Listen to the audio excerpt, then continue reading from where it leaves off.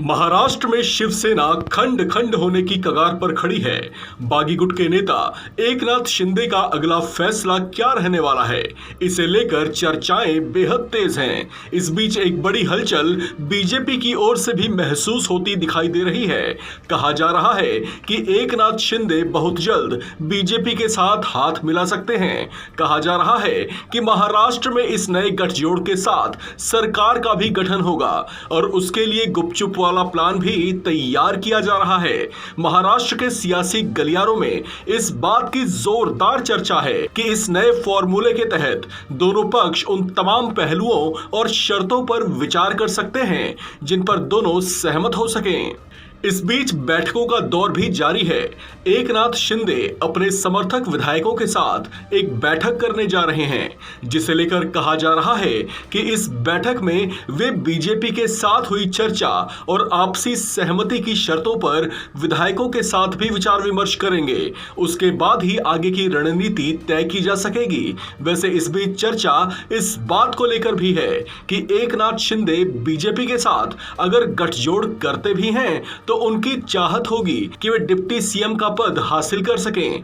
इसके अलावा शिंदे अपने पक्ष के विधायकों में से 8 के लिए कैबिनेट में जगह पक्की करना चाहेंगे, जबकि कहा यह भी जा रहा है कि 5 विधायकों के लिए राज्य मंत्री के दर्जे की भी मांग कर सकते हैं। इस बीच एक चर्चा ऐसी भी है कि शिंदे अपने साथ के उन निर्दलीय विधायकों के लिए भी मंत्री पद की मांग कर सकते हैं, लेकिन उसमें शर्त यह हो सकती है कि बीजेपी उन्हें अपने कोटे में से मंत्री बनाए। इस फॉर्मूले के तहत कैबिनेट में बीजेपी की ओर से 29 मंत्री होंगे।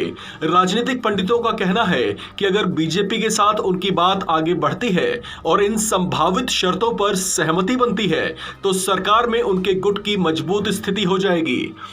इस समय एकनाथ शिंदे के गुट में 8 विधायक ऐसे हैं जो मौजूदा सरकार में अब तक मंत्री थे।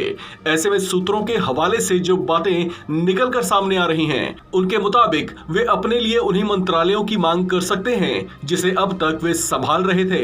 इस बीच एक और ऐसी बात निकलकर सामने आ रही है जो शिवसेना में उद्धव खेमे की मुश्किलें बढ़ाती दिख रही है।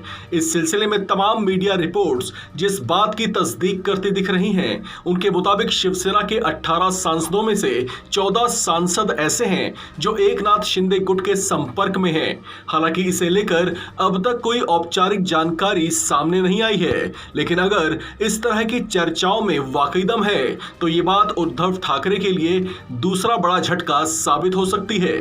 इस खबर में फिलहाल इतना ही। बाकी अपडेट्स के लिए बने रहिए वन इंडिया हिंदी के साथ।